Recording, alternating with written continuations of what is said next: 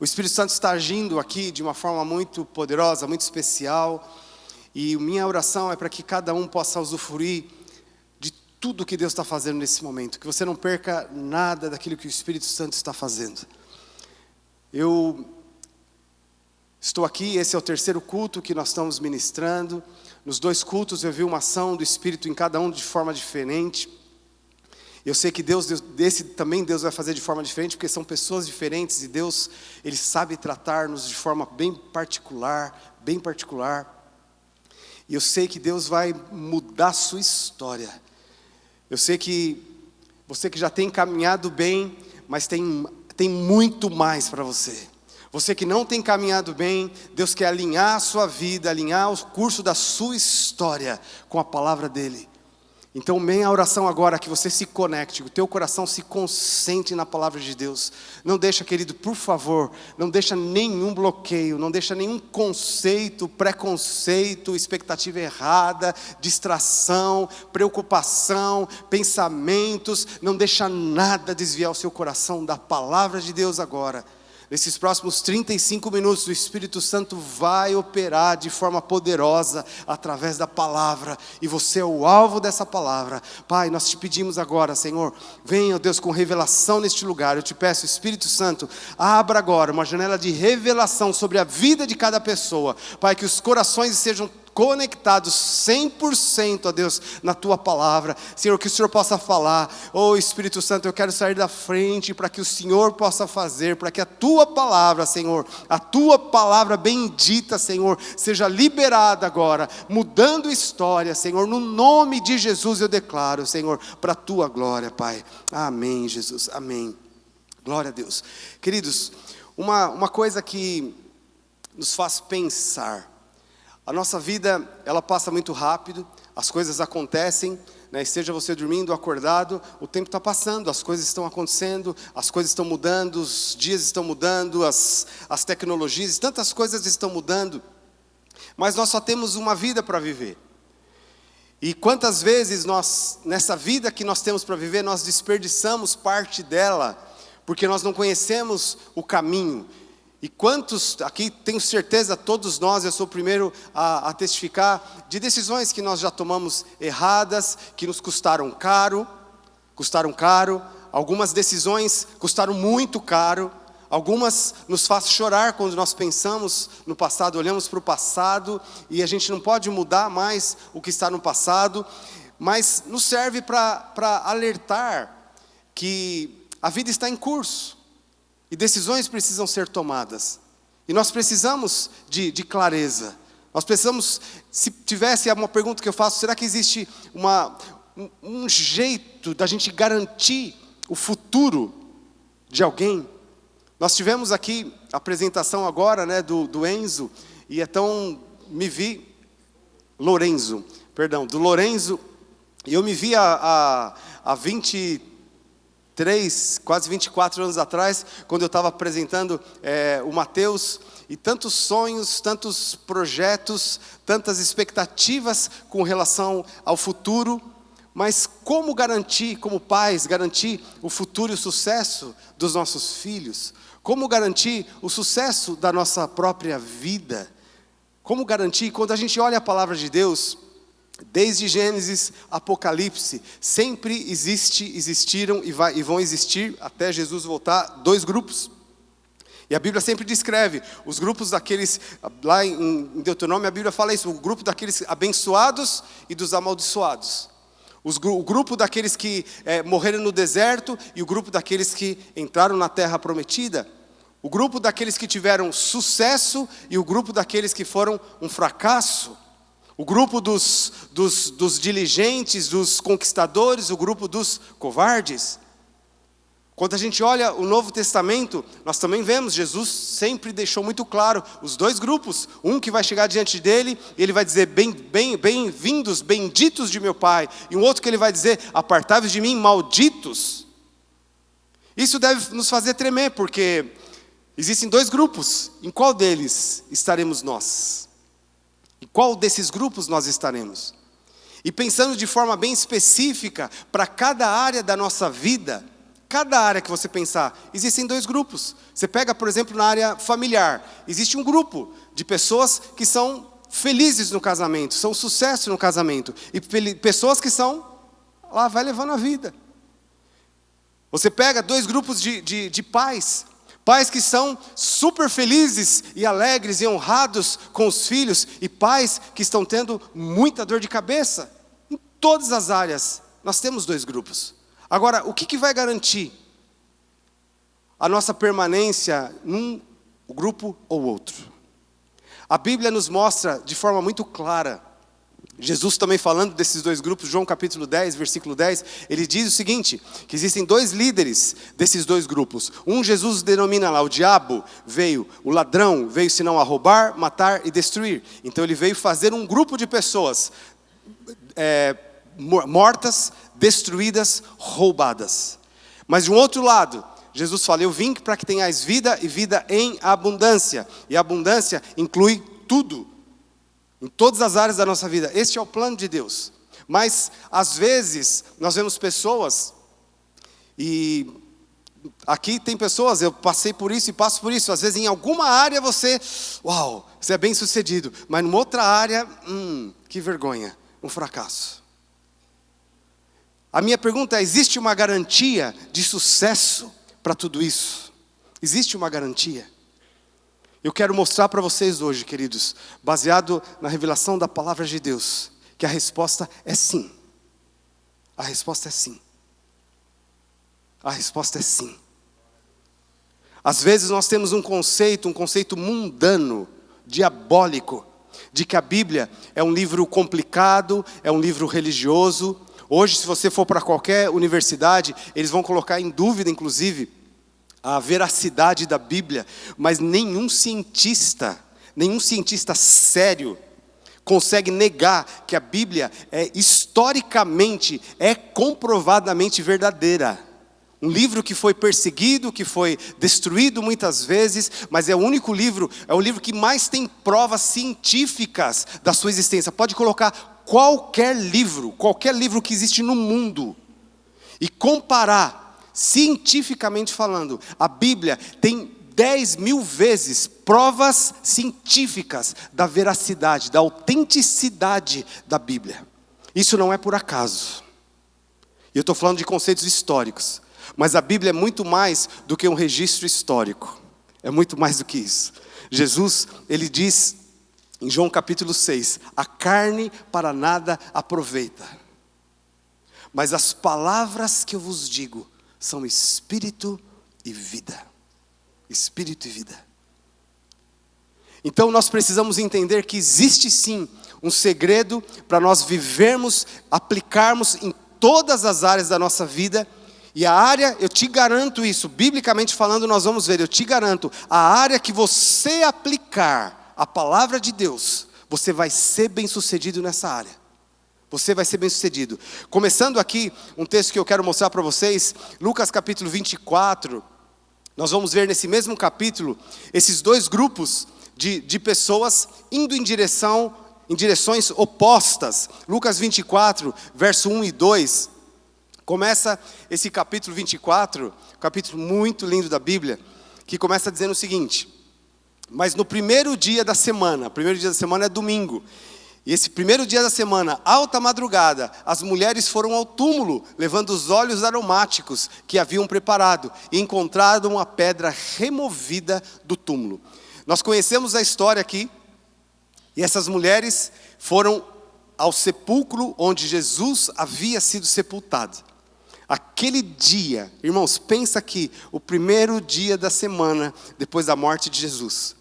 Um dia que estava marcado na eternidade. Se a gente voltar muitos anos antes, a Bíblia descreve que um dia Deus diz, façamos o homem conforme a nossa imagem e a nossa semelhança. Deus planejou na sua eternidade incluir o ser humano. E Ele criou o homem para participar daquilo que Jesus mais tarde, em João 17, fala da glória de Deus. E Jesus fala, Pai, restaura-me com aquela glória que eu tinha antes da fundação do mundo. Mas Jesus também ora por nós, Ele fala, Pai, que onde eu estiver, estejam todos aqueles que o Senhor me deste. Então lá na glória passada, Deus planejou formar o homem à sua imagem, à sua semelhança, e dar oportunidade do homem participar da glória que era exclusiva do Pai, do Filho e do Espírito Santo. Mas o pecado fez uma barreira e separou o homem de Deus.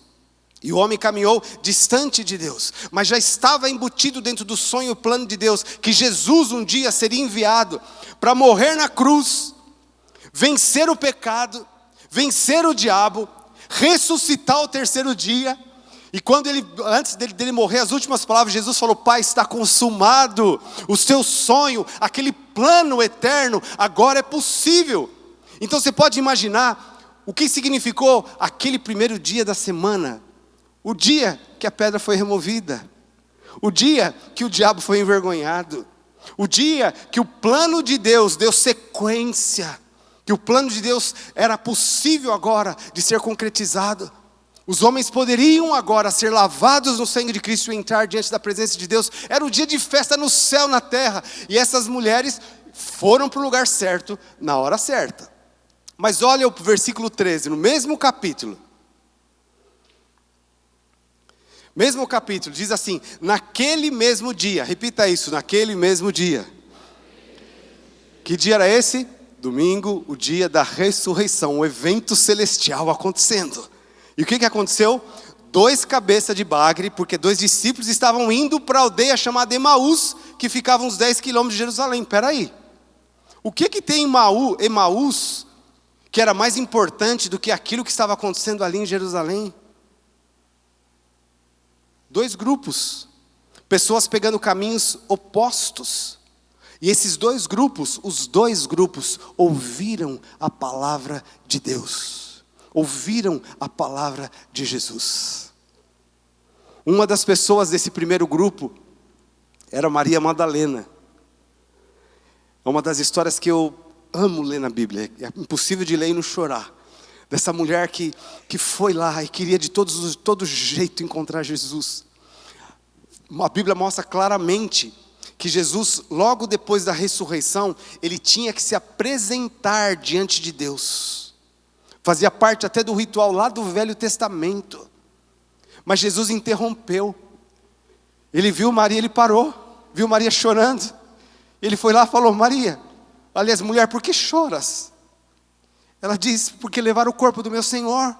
Fala onde ele está, porque eu preciso dele. E Jesus falou para ela: Maria. E ela olhou para ele, reconheceu a voz e falou: Rabone. E aí Jesus falou: não me interrompe, eu tenho algo para fazer. Só parei aqui para bater um papo com você, porque a sua sede, a sua fome daquilo que eu falo é demais. Então eu tive que parar, mas eu preciso me apresentar diante do Pai.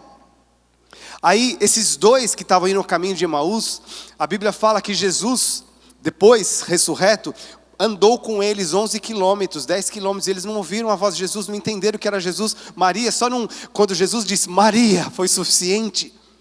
Sabe por quê, queridos? Sabe por quê? Porque aquelas mulheres valorizavam a palavra de Jesus. Aqueles 2 discípulos a caminho de Emaús, eles ficavam dizendo das palavras dos outros, falaram que Jesus ia ressuscitar. Ele mesmo disse, mas nós não vimos nada. Há uma diferença nesses 2 grupos, uma diferença muito nítida. Qual o valor que é se dado à palavra de Deus? Qual valor se dá à palavra de Deus? Queridos, a palavra de Deus, para mim, ela tem um significado muito, muito mais poderoso do que nós podemos imaginar. Tem um capítulo na Bíblia, um livro na Bíblia, o livro de Salmos, capítulo 139, que eu elegi esse capítulo há muitos anos atrás, como sendo um dos meus capítulos. A Bíblia inteira foi escrita para mim, eu quero tomar posse, mas existem certos textos que revelam a sua identidade. Por exemplo, João Batista, um dos homens mais admiráveis na Bíblia, que próprio Jesus dá testemunho para ele, aliás, a respeito dele. João Batista foi um homem que ele nasceu debaixo de uma palavra profética. Os pais de João Batista acreditaram naquela palavra, ensinaram, incutiram aquela palavra no coração daquele menino. O anjo falou para Zacarias qual era o destino de João Batista, e João Batista foi ensinado pelos seus pais isso. E um dia ele começou a exercer o seu ministério, e depois um dia os fariseus Mandaram um grupo de pessoas lá, falou, vai lá perguntar para João Batista, eu quero saber quem ele é. Porque nós estamos aqui com dúvida, quem é esse homem? E chegaram para João Batista e disseram, os fariseus nos mandaram perguntar, quem é você? E ele não respondia, aí eles começaram a sugerir, você é o Elias que havia de vir? Ele disse, não sou. Você é um dos profetas? Não sou. Mas quem é você? Você é o Messias? Ele disse, eu não sou. E aí ele abriu a boca e disse, e sabe o que ele disse? Ele falou, a Bíblia está lá em João, diz isso. Ele falou conforme estava escrito, foi escrito pelo profeta Isaías. Eu sou a voz que clama no deserto. Preparai o caminho para o Senhor.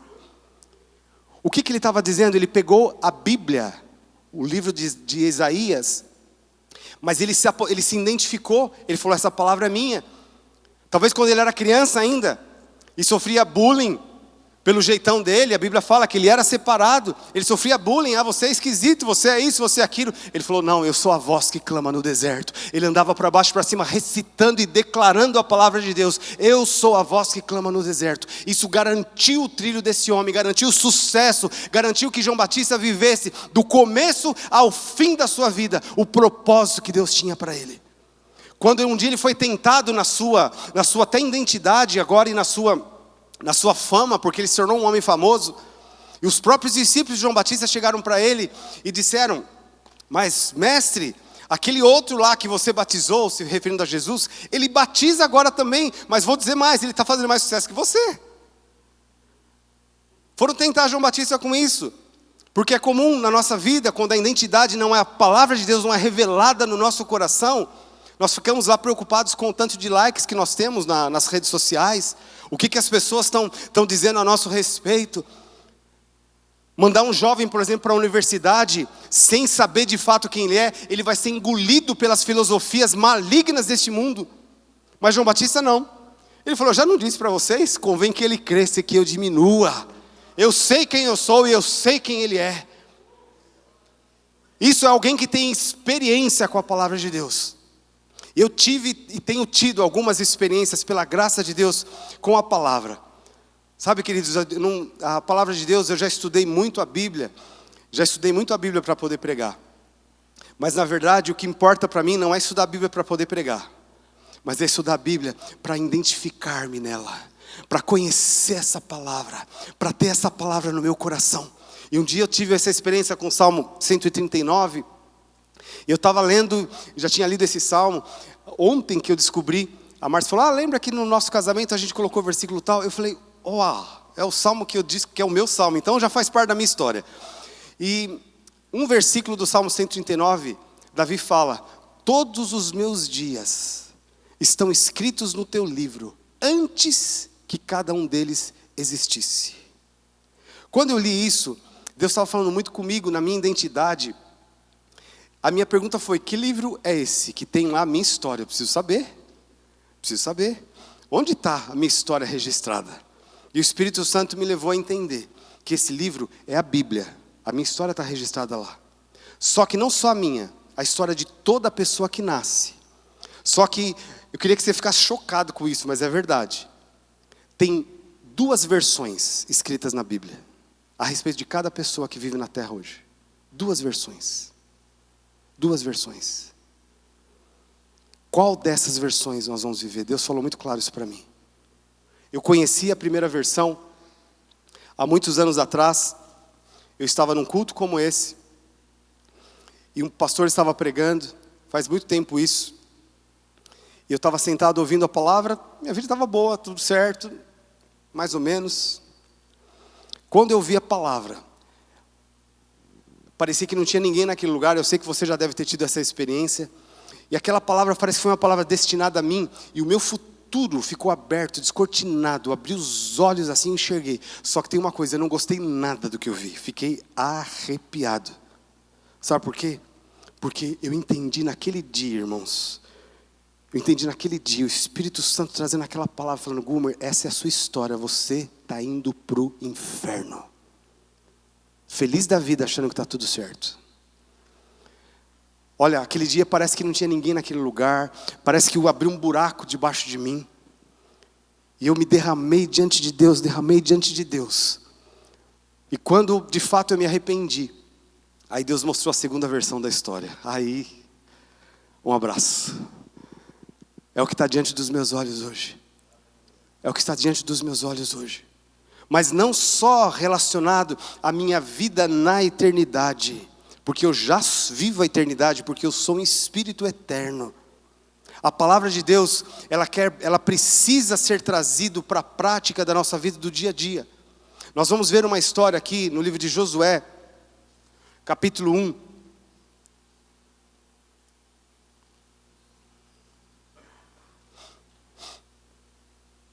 Josué capítulo 1, nós vamos ver uma história, quando Deus levantou esse homem, esse líder Josué, o povo de Israel estava já há 40 anos no caminho para a terra prometida, e Josué foi um dos remanescentes dos escravos que nasceram no Egito, e saíram do Egito e viram todos os milagres de Deus, mas a grande maioria deles, exceto Josué e Caleb, a Bíblia diz, os outros quase 2 milhões morreram no deserto sem alcançar as promessas de Deus. E Josué foi chamado e levantado por Deus para cumprir o destino de ser o líder da nação de Israel. E é muito lindo, nós vamos ver esse capítulo aqui agora, mas é importante nós entendermos que Deus vai descortinar diante de Josué a história dele no livro. Só que Deus não só vai descortinar, mas Deus vai dar chave para Josué de como ele trazer aquela história para a sua realidade, como sendo a sua realidade de vida. Então preste muita atenção nesse texto, porque nós vamos ver nesse texto algo muito, muito especial. Um pouco antes de nós chegarmos lá, em Deuteronômio, quando Deus está dando as diretrizes, o trilho para o povo de Israel, Deus não tirou o povo de Israel do Egito para eles morrerem no deserto. Fazia parte do plano de Deus levá-los para uma terra que emana leite e mel. Mas Deus instituiu uma história, escreveu 2 histórias. Falou, tem 2 histórias na frente de vocês. Se vocês pegarem o caminho que eu vou indicar, vocês vão ser benditos no campo, benditos na cidade, bendito o fruto do seu ventre, bendito a sua vida financeira, bendito isso, bendito aquilo, bendito aquilo outro.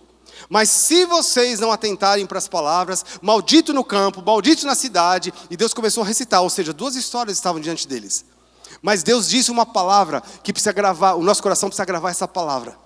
Deuteronômio capítulo 6, Deus começa instruindo o povo de Israel com o trilho estabelecido, dizendo o seguinte: Shema. O que é Shema? Era lá, ouça Israel. Aí Deus diz, o Senhor teu Deus é o único Deus. E essa palavra Shema, ou ouça Israel, nós vemos esse clamor de Deus em toda a Bíblia. Inclusive Jesus fala isso aos judeus, especialmente aos fariseus. Falou, vocês têm ouvidos, mas vocês não ouvem. Por isso vocês não se converterão. Porque o princípio que Deus estabeleceu é ouça Israel. Ouça. E nós vamos entender hoje o que é o Shema. Vamos lá para Josué capítulo 1.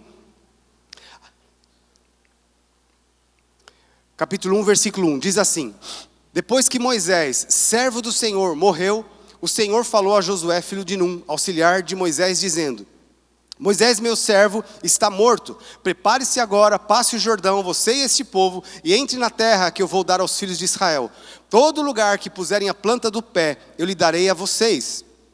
Como prometi a Moisés, o território de vocês irá desde o deserto do Líbano até o grande rio e o rio Eufrates, estendendo-se através de toda a terra dos heteus até o mar grande, na direção do poente do sol. Ninguém poderá resistir a você todos os dias da sua vida. Assim como estive com Moisés, estarei com você. Não o deixarei, nem o abandonarei. Seja forte e corajoso, porque você fará este povo herdar a terra que sob juramento prometi dar aos seus pais. Então somente seja forte e muito corajoso, para que você tenha o cuidado de fazer segundo toda a lei que meu servo Moisés lhe ordenou. Não desvie dela, nem para a direita, nem para a esquerda, para que seja bem sucedido por onde quer que andar. Uma pausa.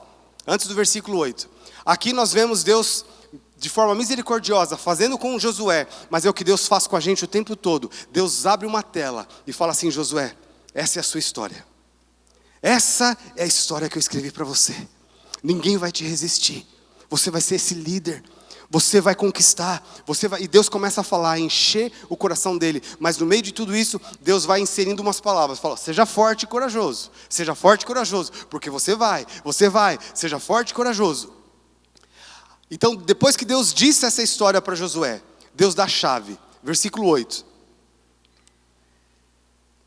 Versículo 8. Não cesse de falar. Aqui Deus está dizendo, Shema. Aí alguém pode dizer, mas pastor, Shema não é ouvir? É ouvir, mas continua aqui. Não cesse de falar deste livro da lei. Pelo contrário, medita nele dia e noite, para que você tenha cuidado de fazer segundo tudo que nele está escrito. Então você prosperará e será bem-sucedido. Não foi isso que te ordenei? Seja forte e corajoso, não tenha medo, nem fique assustado, porque o Senhor seu Deus estará com você por onde quer que você andar. Então Deus está dizendo para ele aqui, Shema. Mas Shema não é ouça, é ouça. Mas aqui Deus está usando o Shema e foi traduzido com outro verbo, que é o falar. É o falar. O que a Bíblia está dizendo? Irmãos, isso é uma chave muito poderosa. Muito poderosa. Quando nós conhecemos a história que Deus tem para nós, nós precisamos tomar aquela história como sendo a nossa história. Mas essa história tem que ser a história que vai ocupar a nossa boca. Lá em 2 Coríntios capítulo 10, a partir do versículo 3, a Bíblia diz o seguinte, que as armas da nossa milícia não são carnais, mas poderosas em Deus para a destruição de fortalezas, levando cativo todo pensamento à obediência de Cristo, destruindo, sofismas e tudo mais, e levando cativo todo pensamento à obediência de Cristo. A Bíblia está falando de uma guerra que existe aqui dentro do nosso pensamento, e Josué passava por isso. Por que Deus repetiu 3 vezes para ele? Seja forte e corajoso, seja forte e corajoso. Porque Josué, ele nasceu numa nação cativa, uma nação de escravos. A história passada de Josué formou nele uma estrutura de pensamento que desenhou um futuro terrível para ele. E Deus estava dando a chave para ele não ser vítima daquele passado. O futuro não terá influência sobre o passado dele. Então a cabeça de Josué era o seguinte, se ele fosse se autodefinir segundo os seus pensamentos, ele diria o seguinte, eu sou covarde, eu sou medroso, eu nunca vou conseguir liderar, eu nunca vou conseguir chegar a lugar nenhum. Esses eram os pensamentos dele. Mas aí ele conheceu os pensamentos de Deus. Ok, tudo bem, conheceu o pensamento de Deus, legal. Mas como transformar os pensamentos de Deus agora para ser os meus pensamentos? Aqui está a chave. Aqui está a chave. Os pensamentos de Deus vão ser os nossos pensamentos quando nós falarmos o que Deus pensa a nosso respeito. Tem um poder nisso, incrível. Nós vamos fazer um exercício agora bem rapidinho para nós entendermos, porque a nossa tendência é achar que os nossos pensamentos eles são dominantes.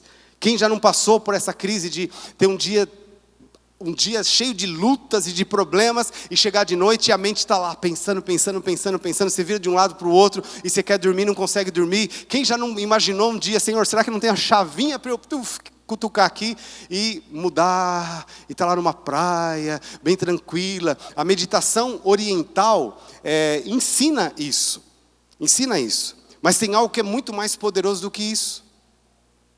É possível controlar os nossos pensamentos? Essa é a pergunta. É possível ou não? Ou nós vamos ser vítimas deles? É possível controlar? A meditação oriental, o zen, o que eu vou fazer para controlar os pensamentos? Deus está dando a chave para Josué. Sabe qual é a chave? Falar. Vamos provar isso? Vocês vão fazer um exercício comigo. Talvez já tenham feito aqui, mas faça de novo. Você já fez. Ouça bem o meu comando. Quando eu falar já, você começa a contar de 1 a 50. Todo mundo faça isso, mas faça só no pensamento. Você vai contar no seu pensamento. E você vai ficar atento aqui ao meu comando. Contando aqui, mas atento ao meu comando. E fazer aquilo que eu pedi depois. Tá? Então no 3, 1, 2, 3, já. Agora todo mundo, debaixo do meu comando, fala bem alto o seu nome completo. Bom, eu ouvi bem o Isaías ali. O Isaías cumpriu a tarefa. Mas deixa eu te perguntar. Nesse momento onde você estava falando do seu nome completo, não sei quantos segundos isso duraram, o que aconteceu com a contagem? Parou. Mas espera aí, você fugiu da escola? Você não consegue contar até 50? Sim, só que a questão é, aquilo que você fala domina o seu pensamento. O diabo tenta enganar a gente, o diabo jogando pensamentos. A sua história fica lá te jogando pensamento, o fracasso de ontem, aquilo que aconteceu com o vizinho, o que o mundo... Sabe, queridos, eu ouvi um testemunho tão tremendo de um pastor. Às vezes eu fico com dúvida de se eu estou contando a história aqui, que se eu já contei nesse culto ou se é do outro, mas acho que não contei ainda. Não sei, quem prega passa por isso, acho que passa por isso, né? Ou só eu, não sei. Mas eu vi um testemunho de um pastor bem velhinho, talvez ele já tenha morrido. Quando ele era ainda bem jovem, no início do século 20, ele estava numa reunião de oração. E entrou na reunião de oração um dos evangelistas, os avivalistas mais famosos de todos os tempos, um inglês chamado Smith Wigglesworth. Esse cara entrou nessa reunião, só para a gente entender, esse Smith é um cara que, só a esposa dele, só para você ter uma ideia, ressuscitou 2 vezes. Na segunda vez ela ressuscitou e deu uma bronca nele, falou, para de orar quando eu morrer, porque eu não quero voltar mais. Porque o cara de fato era um homem de fé. Os milagres que Deus fez através dele eram coisas assim inimagináveis. E esse Smith entrou nessa reunião, viu esse jovem orando e falou para ele, eu queria te convidar para você ir na minha casa e nós vamos orar juntos e estudar a Bíblia. Esse jovem se sentiu super honrado. E chegou o grande dia, ele colocou um terno como um bom inglês, né, pegou a sua Bíblia, colocou dentro de uma valise, uma maletinha preta, e passou na banca de jornal, que era comum os ingleses fazendo isso de manhã. Você já deve ter visto no filme. Compra um jornal lá e põe debaixo do braço. E foi lá e tocou a campainha na casa do Smith. Chegando lá, o Smith abriu a porta e falou para ele, opa, antes de entrar, pega isso que está debaixo do seu braço, que é o jornal, e joga fora. E o cara ficou meio sem saber. E ele fez. Pegou o jornal e jogou. E o Smith disse para ele o seguinte, porque na minha casa não entra mentira. Porque a fonte de informação daquele homem era uma só, a Bíblia. Porque a Bíblia fala da nossa vida, a Bíblia confronta a nossa história, mas a Bíblia, o nosso futuro está escrito lá. Agora o jornal, nós sabemos o passado. A única coisa do futuro que a gente vê, que às vezes ainda falha, é a previsão do tempo. Só. O resto é só o passado. É só o passado.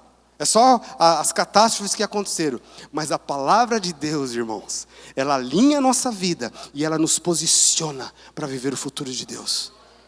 Às vezes tem gente que sabe contar todas as histórias, todas as notícias, tudo que está acontecendo no mundo, sabe o que psicólogo fala, sabe o que humanista fala, sabe o que o professor da universidade fala, mas não sabe o que Jesus diz. Não sabe o que o Espírito Santo diz através da sua palavra. Abre a boca e confessa só o que o mundo diz. É influenciado nas suas atitudes, nas suas palavras, pelo que o mundo diz. Irmãos, eu estou dizendo isso para vocês, mas eu digo para mim também, como exortação. Eu continuo lendo o jornal. Eu continuo incentivando os meus filhos a fazerem universidade, e os 2 estão estudando em universidades. Mas eu tenho preparado eles. Porque este mundo, a Bíblia diz que a sabedoria do mundo, olha o que Tiago fala, é humana, animal, diabólica e maligna. Se nós formos dirigidos por isso, a nossa história já está determinada, a Bíblia já está determinando isso. Como vai ser? Como vai ser a nossa família? Como vão ser os nossos filhos? Quando nós estávamos ainda para nos casar, depois no início do casamento, eu e a Márcia, a gente estudou muito a Bíblia, para saber o que Deus pensa da educação de filhos. Eu não queria dirigir e disciplinar ou educar os meus filhos baseado na minha própria experiência do passado, porque às vezes é o que acontece com muita gente. Se o pai foi muito disciplinador, ele vai ser muito omisso. Se o pai foi muito omisso, ele vai ser dirigido pelo passado, ou pelos traumas do passado. Mas eu digo para você, se você quer que seus filhos tenham sucesso, dirija-os, conduza-os pela palavra de Deus. E Deus assina embaixo, irmãos. Deus assina embaixo. Eu vou dizer para vocês, pela misericórdia de Deus. Mas nessa época, nós começamos a buscar tudo o que Deus fala a respeito de educação de filhos. Nós não tínhamos filhos ainda, mas tudo. Irmãos, aí eu vou dizer para vocês. O livro de Provérbios. Uau, como eu amo esse livro. Porque lá falava, como eu livro a alma do meu filho do inferno. Provérbios falava: como eu posso levar os meus filhos no futuro a eu ter orgulho e alegria deles e não vergonha? Como eu posso conduzir os meus filhos a ponto deles se tornarem sábios? A Bíblia está dizendo. Só que tem um detalhe. Hoje, tudo o que a psicologia diz, o humanismo diz, é totalmente contrário ao que a palavra de Deus diz. Naquela época já era. Mas eu falei, você acha que eu vou ser dirigido por psicólogo? Eu vou colocar a história dos meus filhos, o futuro dos meus filhos, na teoria de psicólogos, dos caras que estão, não estou aqui desclassificando, que eu sei que tem muitos psicólogos aqui, mas eu quero dizer para você, a fonte de vida não é Freud, não são os livros de psicologia, mas é a palavra de Deus. E eu sou prova disso, porque eu comecei a disciplinar, a educar os meus filhos. A Bíblia fala, se você poupar a vara, você não está livrando a alma do filho do inferno. E eu usei a vara mesmo. A psicologia fica horrorizada com isso. Aliás, hoje até a justiça fica horrorizada com isso. Mas eu falei, não estou nem aí, eu sou responsável pelo futuro deles. Eu quero inserir a palavra de Deus no coração deles. Eu conduzi os meus filhos pelo caminho que devem andar, porque a Bíblia diz, ensina o menino no caminho que deve andar, ou segundo os propósitos que vocês têm para ele. Eu tinha propósito para os meus filhos, para eles serem grandes homens de Deus, e eu conduzi dessa forma, peguei pelo braço, e conduzir não é só você indicar o caminho, é você levar junto, é por aqui. Quando você erra, aí você mostra, fala, o papai errou, não é dessa forma, mas eu vou acertar, a palavra de Deus me orientou, e você vai inserindo, e você vai inserindo, e você vai inserindo. Eu vou dizer uma coisa para vocês, eu não falo isso, queridos, para me ensoberbecer de jeito nenhum, porque eu tenho defeito em tantas áreas, mas uma coisa eu digo para você, o que eu vejo os meus filhos vivendo hoje, para mim, não é surpresa. Não é sorte. Esse daí teve sorte no casamento, ou teve sorte na educação dos filhos, ou teve sorte na vida. Não, é a palavra de Deus que determina o meu futuro. E se eu assumir essa palavra, declarar essa palavra, eu lembro quando a gente precisava disciplinar os nossos filhos, falou, meu Deus, eu já bati, faz meia hora que eu já dei uma varada, não resolveu, mas a palavra de Deus fala, persevera, persevera, persevera. Tinha avó para dizer, não faz isso. Eu lembro um dia que a mãe da Márcia chegou para a Márcia e falou, se você disciplinar ele, eu vou embora. A Márcia, com todo amor e carinho, falou, mãe, eu não quero de jeito nenhum que a senhora vá embora, mas eu vou disciplinar, porque eu sei o que eu estou fazendo. Ela disciplinou.